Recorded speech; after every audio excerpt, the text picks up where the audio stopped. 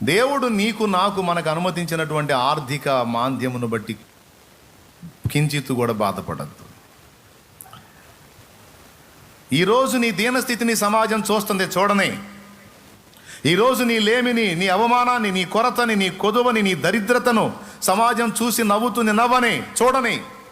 కొంతమంది అయ్యో పాపం అంటుంటే, కొంతమంది వీళ్ళకింతే జరగాలని ఎగతాళి చేస్తుంటే, రెండు నడవని నడవని నడవని నడవని నడవని.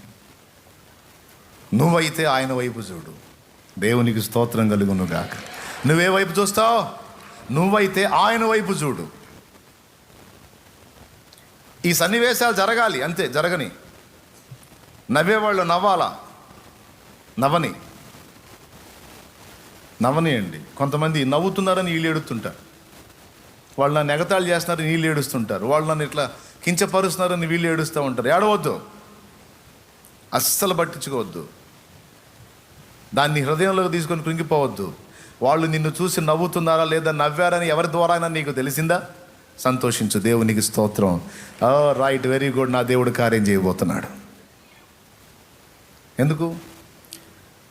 నీ ఎడల దేవుడు చేసే అద్భుతము ప్రజలు చూచినట్లు ముందు బాణలు ఏం కావాల్సి ఉంది?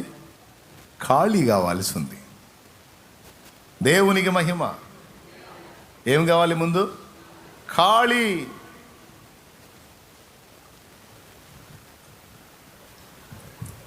పూర్తిగా ఖాళీ, ఏం లేదు ఇక. కొంతమంది పరిస్థితి అంతే ఉంది. ఏముందన్నా ఏం లేదు, మొత్తం ఖాళీ. టోటల్ లైఫే కొలాప్స్, జీవితమే ఖాళీ అయిపోయింది. ఆర్థిక స్థితే కాదన్నా, అన్ని విషయాల్లో ఖాళీ అయిపోయాను. డోంట్ వరీ, అన్ని విషయములలో నీవు నింపబడినట్లు దేవుడు నిన్ను ఖాళీ చేయని.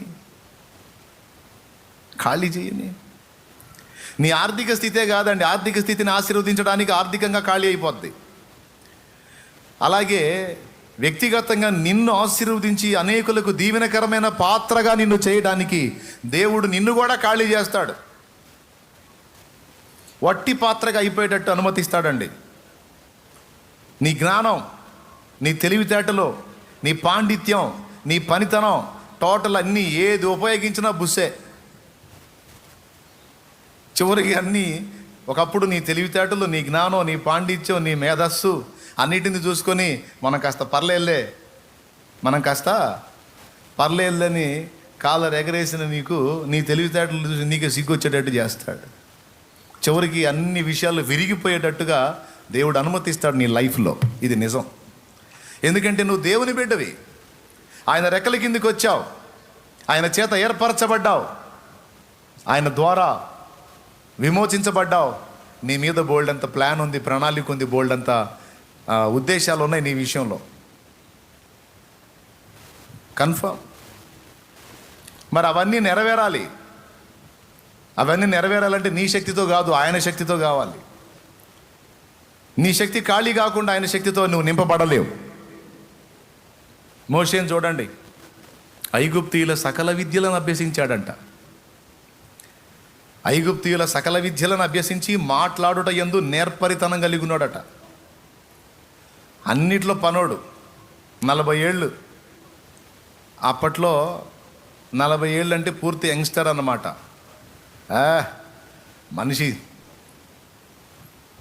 మామూలుగా లేడు, అన్ని విషయాల్లో పర్ఫెక్ట్గా ఉన్నాడు అన్నమాట. అయితే అదంతా మోషే స్వంత శక్తి, సొంత జ్ఞానం, ఐగుప్తు జ్ఞానం.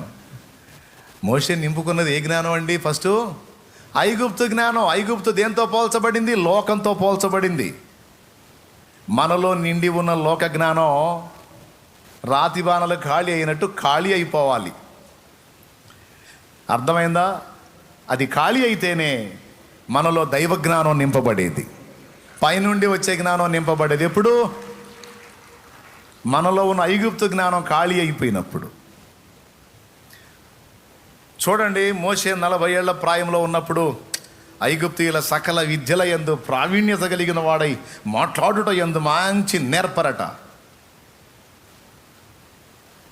మరి ఇశ్రాయేలు ప్రజల్ని బయటికి తీసుకొని రావటానికి అది పనికొచ్చిందా? ఆ విద్యలు, ఆ జ్ఞానం, ఆ పనితనం కొంప ముంచింది. ఏం చేసిందో తెలుసా? ఒక ఐగుప్తీయుడు ఒక ఇశ్రాయేలీయుడిని కొడతంటే పొయ్యి వాడిని చంపి ఇసుకలో పూడ్చిపెట్టాడు.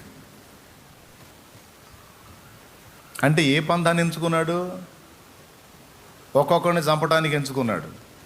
అంత పెద్ద ఐగుప్తు సామ్రాజ్యాన్ని, అంత పెద్ద ఐగుప్తు అప్పట్లో టాప్ 1లో ఉంది అది. మరి ఒక్కొక్కడిని అంటే ఇప్పుడు వాళ్ళందరినీ బయటకు తీసుకొని రావాలంటే ఎంతమందిని చంపాలి ఈ పోటుగాడు? ఒక్కసారి ఊహించండి, ఎంతమందిని చంపగలడు? కష్టం. హాస్యం ఏంటంటే ఒకరిని చంపాడు, విషయం బయటికి పొక్కింది,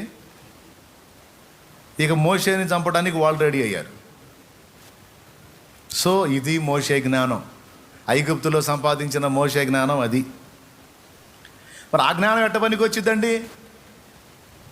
దేవుడు ఆలోచించాడు, రైట్, మోషే మంచి కసుబుసులు ఆడుతున్నాడు కుర్రోడు, ఓటు పొడుస్తాను, వీళ్ళందరినీ బయటికి తీసుకెళ్తానని ఆవేశపడుతున్నాడు. అర్జెంటుగా మోషేని ఇక్కడి నుంచి పక్కగా తీసుకెళ్ళాలి. తీసుకెళ్ళి ఏం చేయాలి? ఈ 40 సంవత్సరాలు ఐగుప్తు జ్ఞానంతో నింపుకున్నటువంటి మోషేని పక్కకు తీసుకెళ్ళి ఐగుప్తు జ్ఞానం మొత్తాన్ని ఖాళీ చెయ్యాలి. స్తోత్రం, చెప్పు గట్టిగా. మనలో కూడా మనం క్రీస్తులోకి రాక మునుపు బాగా లోకపు చెత్తతో నింపుకొని ఉంటాం తలకాయల్ని. అదే ఐగుప్తు జ్ఞానం అంటే లోక జ్ఞానం. ఆ లోక జ్ఞానంతో మనం బాగుపడటం కాదు, పెందలాడ ఒక దారి అయిపోతాం. ఇప్పుడు మనం బాగుపడాలన్నా 10 మందిని బాగు చేయాలన్నా మనకి లోక జ్ఞానం పనికిరాదు, దైవ జ్ఞానం కావాలి. దైవ జ్ఞానం కావాలంటే ఏం, మనలో ఉన్న లోక జ్ఞానం ఏం కావాలి? ఖాళీ అయిపోవాలి. 40 ఏళ్ళు మోషే పొందిన ఐగుప్తు జ్ఞానాన్ని వెళ్ళగొట్టడానికి మిద్యాను దేశంలో 40 ఏళ్ళు పట్టింది దేవుడికి. క్లియర్గా ఉంది చూడండి సంఖ్య. 40 ఏళ్ళు మోషే తలకాయలో ఎక్కినటువంటి ఐగుప్తు చెత్త అంతా వెళ్ళగొట్టడానికి మిద్యాను తీసుకెళ్ళి అక్కడ 40 ఏళ్ళు ఉంచాడు. మొత్తం 80 ఏళ్ళు వచ్చినాయి. ఇప్పుడు 80 ఏళ్ళకి మొత్తం ఖాళీ అయిపోయాడు. అంతకుముందేమో దేవుడు పిలవకముందే వచ్చి ఇశ్రాయేలును రక్షించడానికి ట్రై చేశాడు. అంతకుముందు దేవుడు పిలవకముందే దూకాడు రంగంలోకి, అవునా? ఇప్పుడేమో అయ్యా దా నువ్వు ఐగుప్తుకి వెళ్ళాలి, ఐగుప్తుకి వెళ్ళి వాళ్ళని రక్షించాలి రా అంటే పిలిస్తే కూడా రానంటున్నాడు. ఒకటికి 4 సార్లు అడ్డం చెబుతాడు, ప్రభువా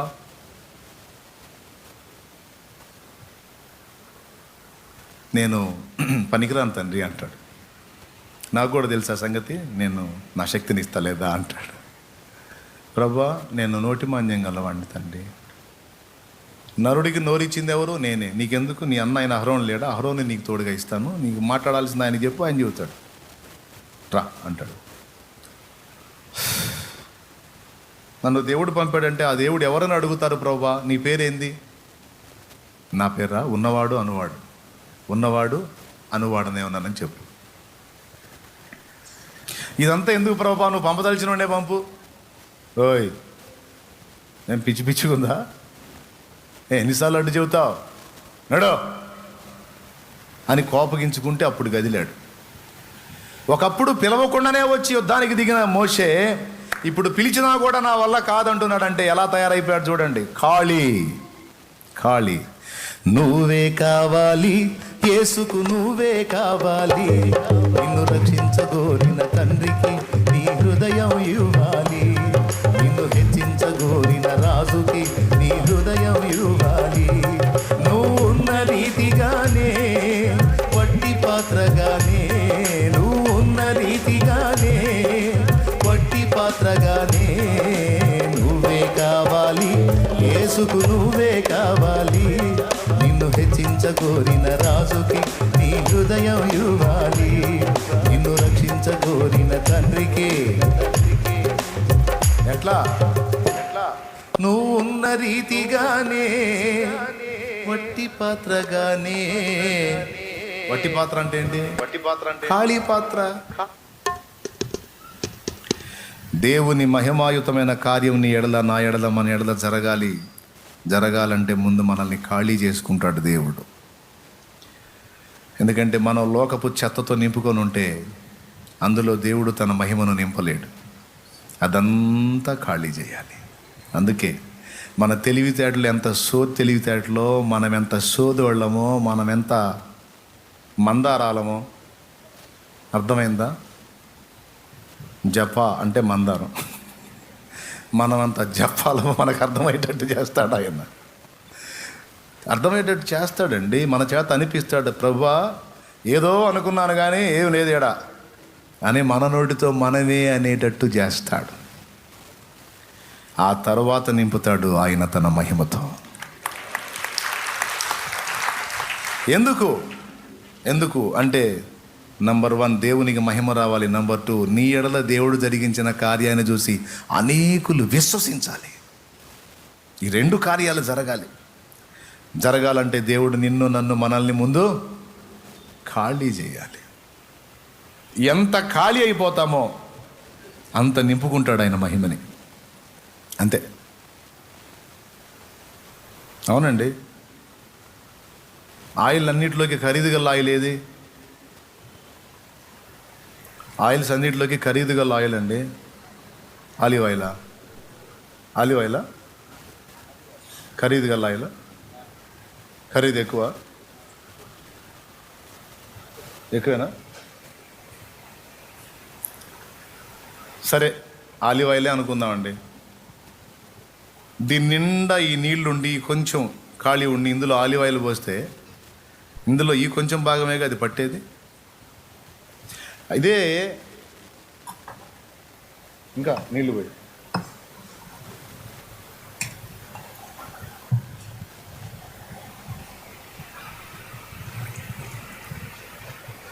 ఇదిగో ఇంత మాత్రం ఖాళీ ఉంటే ఈ కొంచెమే కదా మనం ఆలివ్ ఆయిల్ పోస్తే నిండేది అంతవరకే కదా.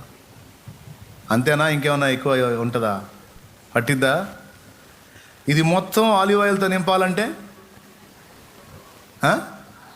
చాలామంది ఇలా నింపుకొని చెత్తంతటి నింపుకొని ఇట్టొచ్చి దేవుని ముందుకు, ప్రభువా కొమ్మరించు నాయన, దిమ్మరించు, నింపు నాయన, నింపు అంటుంటారు.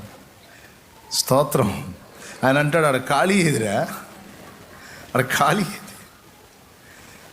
పనికి మళ్ళీ చెత్తతో ఫుల్గా నింపుకొని కొద్ది గొప్ప ఖాళీ పెట్టి నింపు తండ్రి, నిలువెల్లా నింపు తండ్రి, ఖాళీ ఆడుందిరా అంటాడు. ఒకవేళ నిలువెల్లా నింపాలంటే ముందు ఏం జరగాలండి? ఇదిగో మొత్తము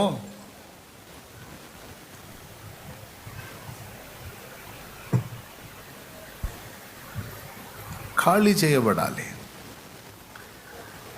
మొత్తం ఖాళీ అయిపోయింది అనుకో, ఇక ఇలా రావాలా, అయిపోయింది తండ్రి, ఇక మన సొంత తెలివితేటలు లేవు, తెలివితేటలు, జ్ఞానం, ఇతరుల సలహాలు అన్నీ అయిపోయినాయి. ఇప్పుడు ఒట్టి పాత్రగా అయిపోయా తండ్రి, ఖాళీ పాత్రను అయిపోయాను తండ్రి. ఆర్థికంగానే కాదు, జ్ఞాన విషయంలో, జీవితం విషయంలో టోటల్ బ్రతుకంతా ఖాళీ అయిపోయింది దేవా, ఒట్టి పాత్రగా అయిపోయాను తండ్రి, నీకు స్తోత్రం అని నువ్వు దేవుని ముందుకు వస్తే అప్పుడు నింపుతాడు నిన్ను. ఇక మొత్తం ఆలివ్ ఆయిలే, ఇక మొత్తం దేవుని మహిమే, దేవునికి స్తోత్రం కలుగునుగాక. హల్లెలూయా. మరి ఇప్పుడు మొత్తం దేవుని శక్తితో, దేవుని ప్రభావంతో, దేవుని జ్ఞానంతో నింపబడినట్లు మొట్టమొదట మనం కలిగి ఉన్నది ఏం కావాల్సి ఉంది? ఆ ఖాళీ చేసే ప్రక్రియ మనకు అర్థం కాదు. కూర్చొని ఏడుస్తూ ఉంటారు. ఒకప్పుడు బాగానే తెచ్చాగా తండ్రి, ఏంది నాయన నా బతికి ఎట్ట అయిపోతుంది, ఏం తండ్రి అసలు ఎందుకు చేస్తున్నావు నాయన, నువ్వు రచ్చిస్తావంటే మేము పగబట్టావే ఏంది నాయన, నన్నేంది ప్రభు ఇట్ట చేస్తున్నావు అని కూర్చొని మొత్తుకుంటూ ఉంటారు జనం. అది గొడవ. ఆయన అంటాడు, ఆయన ఏం మాట్లాడు, ముందు ఆయన ఖాళీ చేసే పనిలో ఉంటాడు. ఈ ఖాళీ చేస్తుంటే కుయ్యో మర్రో ఎందుకు చేశాడు ఖాళీ? ఏం ఆశించి చేశాడు అంటే నిన్ను ఆయన తన మహిమతో నింపాలనుకున్నాడు, నిన్ను మహిమపరచాలనుకున్నాడు.